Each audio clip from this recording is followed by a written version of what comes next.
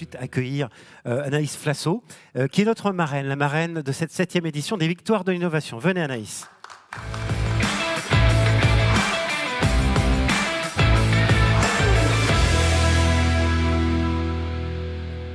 Bonsoir, je vous voyais réagir Anaïs. Oui. Hein, depuis le début, là, vous êtes devant, voilà, parce que on s'est vu avant le début de la soirée, mais vous n'aviez pas évidemment vu les lauréats, les lauréates. C'est ça, on n'avait pas entendu toutes les histoires. Qu'est-ce que ça vous dit, ce que vous avez entendu jusqu'à maintenant ça fait plaisir, rien que la dernière lauréate. Moi, j'ai été étudiante il n'y a pas si longtemps, donc c'est un sujet qui me parle et je trouve ça super qu'il y ait des initiatives comme ça qui se lancent. Ouais, et c'est avec une autre étudiante qui s'appelle Léa.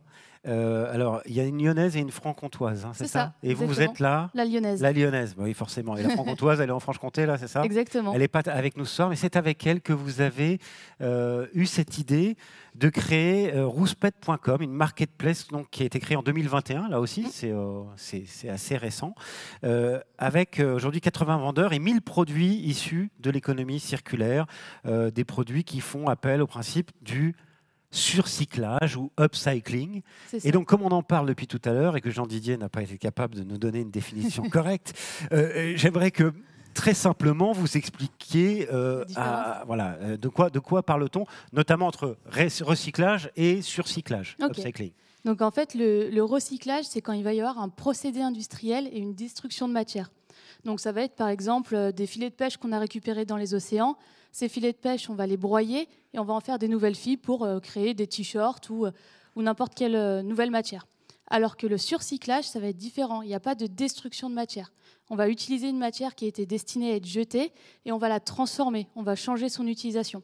Donc c'est vraiment deux choses très différentes, mais qui sont toutes les deux aussi importantes l'une que l'autre. Alors, je vous laisse ramasser vos notes parce que vous êtes venu avec des chiffres. On en a parlé parce qu'il y a pas mal de chiffres intéressants et on va vous en donner quelques-uns.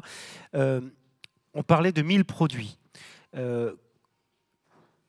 C'est toutes sortes de produits. C'est-à-dire qu'on a des idées reçues un peu sur ce genre d'initiative, si vous me permettez de parler de cette manière-là. Non, c'est pas que c'est pas des choses vieillottes. Voilà, pas du tout. Il y a de tout. Il y a de tout. Exactement. Il y a de tout. Vous allez pouvoir retrouver des accessoires de mode, des vêtements, mais aussi du petit mobilier.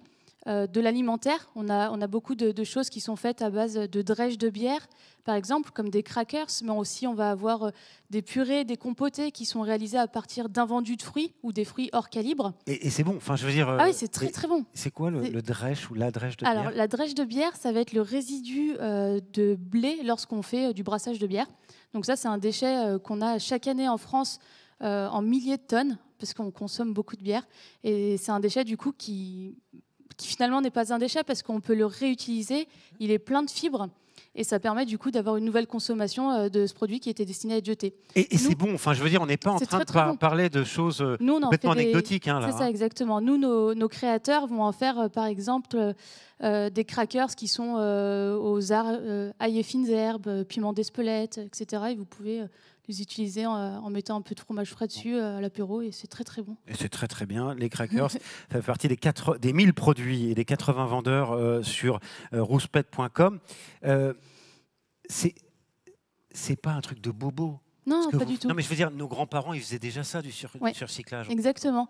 Nos grands-parents avaient l'habitude de réutiliser justement les anciens draps pour en faire autre chose ou réparer tout simplement nos jeans, les donner à la génération suivante à chaque fois en rajoutant des petits patchs, des choses comme ça. Ça, c'est du surcyclage. Ouais. Et alors, l'idée de tout ça, parce que vous avez, en plus des produits, il y a des tutos. Ouais. Qu'est-ce qu'on apprend à faire sur rouspète.com? On apprend à faire plein de choses. Vous allez voir, on a des tutos qui vous permettent de ne plus jeter ou de mettre au compost vos coquilles d'œufs, mais d'utiliser, d'avoir une nouvelle utilisation de ça. On va vous apprendre aussi à faire des lingettes pour nettoyer votre maison de manière naturelle et plus acheter du coup ces lingettes humides qu'on trouve dans le commerce. Et c'est facile, enfin, je veux dire, c'est ça l'intérêt. C'est très facile, c'est accessible à tous. Et on va vous apprendre aussi à ne plus jeter certains aliments en vous donnant 2-3 recettes à faire, comme par exemple avec le pain rassis, on peut en faire des cookies, on peut faire vraiment plein de choses. Il faut juste être un peu imaginatif. Ouais. Et ça peut être ludique, je veux dire, avec des enfants ou avec en famille, quoi, de faire ce genre de choses. Ouais, c'est ça, exactement. C'est très, très ludique. Donc il y a ces tutos, il y a des conseils, il y a évidemment les produits. Il y a une volonté d'ailleurs qu'il y en ait de plus en plus, des produits. L'idée, c'est de montrer que finalement, on peut tous, à partir pas à partir de demain, à partir de maintenant, il faut le faire maintenant. Consommer autrement et ça. avoir du coup un impact beaucoup moins important sur l'environnement, sur la société de manière générale. C'est ça, on peut consommer autrement, il faut le faire maintenant avant que ce soit trop tard. Et surtout, vous avez plein de moyens de le faire sans changer vos habitudes de consommation. Donc vraiment, n'hésitez pas à vous orienter petit à petit vers le zéro déchet et une consommation un peu plus responsable. Voilà. C'est une manière très pédagogique de sensibiliser justement aux besoins de recycler, de surcycler, de moins gaspiller, etc. etc. C'est la manière que vous avez choisie, vous. Exactement. Parce qu'il y a d'autres manières. Il y a des gens qui se collent les mains sur les routes. Il y a plein de manières de faire, quoi. C'est ça. En fait, avec Léa, on est parti du principe qu'à partir du moment où vous comprenez votre impact, c'est là où vous allez faire le changement. Si vous ne le comprenez pas, vous ne le ferez pas forcément. Donc, on essaye de vous expliquer chaque petit geste. Alors, l'intérêt, évidemment, c'est aussi d'éviter le gaspillage. Alors, j'ai repris vos chiffres, je les ai mis sur mes notes, mais ce sont les vôtres. Et c'est vrai que... Est-ce qu'on peut donner un chiffre sur le gaspillage alimentaire, par exemple? Oui, c'est 10 millions de tonnes de déchets gaspillés en France, uniquement en France. Par an? Par an. Voilà. Un tiers des produits alimentaires sur la planète ils sont jamais consommés. Sont jamais consommés. C'est-à-dire que ça on part, les produit, voilà, on ne peut pas les consommer. Ouais, bon. Voilà. Gaspillage textile, parce qu'évidemment, il y a aussi du textile. Bien évidemment. Voilà. C'est 4 millions de tonnes par an, le gaspillage textile. Ça, c'est en Europe. Hein. Ça, c'est en Europe. Ouais, c'est un chiffre européen.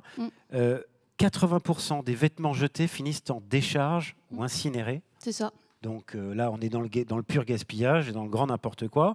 Et puis le textile est le troisième secteur consommateur d'eau après la culture. Je sais pas, il y a un petit test, il y en a qui savent? Non? Le riz et le blé. Voilà. Donc derrière, c'est le textile. Donc ça montre l'enjeu quand même de tout ça. Ah oui. Ça montre l'enjeu. La surconsommation. Alors, on parlait du textile. Je dirais, il y a une prise de conscience quand même. On en parle du textile, l'eau, surconsommation et tout. Mais enfin, on est quand même à des niveaux incroyablement hauts. Oui, c'est ça. On achète déjà 60% de plus qu'il y a 20 ans. Et surtout, c'est des... Il y a 20 ans. C'est-à-dire que c'est pas l'âge de nos grands-parents, même pas l'âge de nos parents. Oui, exactement. Ouais. Donc, on achète beaucoup plus et on achète beaucoup plus parce que maintenant, on a la possibilité avec la fast fashion d'avoir tout rapidement et pas cher. Alors, en soi, c'est des choses que vous n'allez pas du tout utiliser. Donc, il faut vraiment être conscient de ça et limiter ses achats. Ouais. 70% des vêtements qui constituent nos garde-robes ne sont pas portés. Ouais. Ouais, généralement, on aime bien, on achète avec le coup de cœur, c'est pas cher, ça arrive demain. On laisse dans le placard et finalement, on ne va jamais l'utiliser, on ne va jamais le porter. Bon. La réparation. Alors, on a entendu, parce qu'il y a quand même...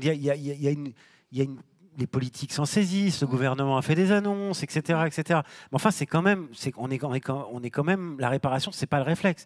Mon lave-vaisselle qui a 6 ans, il est en panne. Qu'est-ce que je fais? Je vais sur Boulanger, Darty, ils me le reprennent, le vieux, ils me le jettent à la poubelle, j'ai même pu aller à la déchetterie, et ils m'en apportent un neuf, et c'est comme ça que ça marche en général. Ouais, en plus, c'est devenu assez accessible, un lave-vaisselle.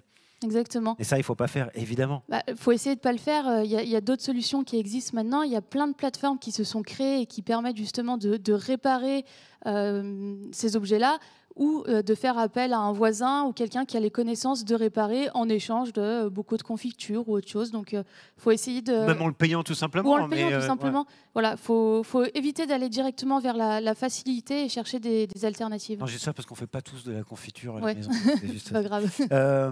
Les marques engagées. Alors, il y a les marques engagées. J'allais dire, il y a les marques, parce que j'ai repris des informations que vous m'avez données. Il y a les marques engagées et puis il y a les marques complètement... ou les réseaux complètement hallucinants. Je pense notamment à un site chinois qui vend des robes à 4 €. C'est ça. Voilà. Donc c'est Shein, pour ne pas le citer. Je ne sais pas si vous connaissez, mais si vous pouvez éviter d'y aller, n'y allez pas. Voilà. Bon, outre le travail des enfants, outre tous ces problèmes-là, il y a un impact environnemental qui est terrifiant.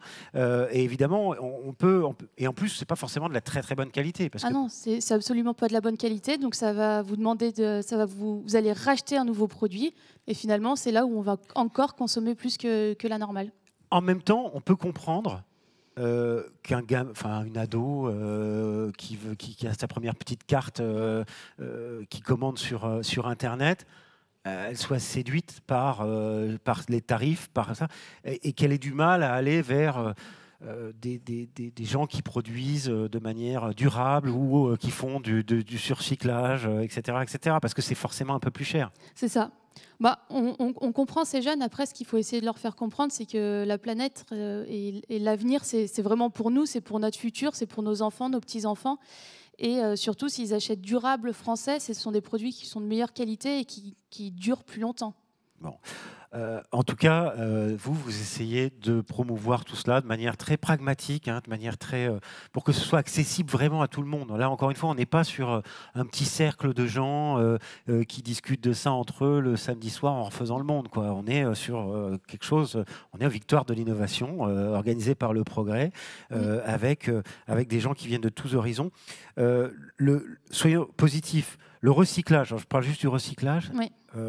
Ça a un impact sur l'environnement qui est énorme. Oui, c'est 23 millions de tonnes de CO2 évitées.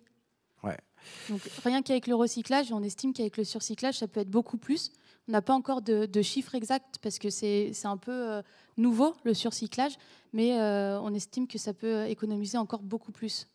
Qu'est-ce qui vous a... Vous avez lancé avec Léa rouspette.com donc il y a 2 ans, enfin, en 2021.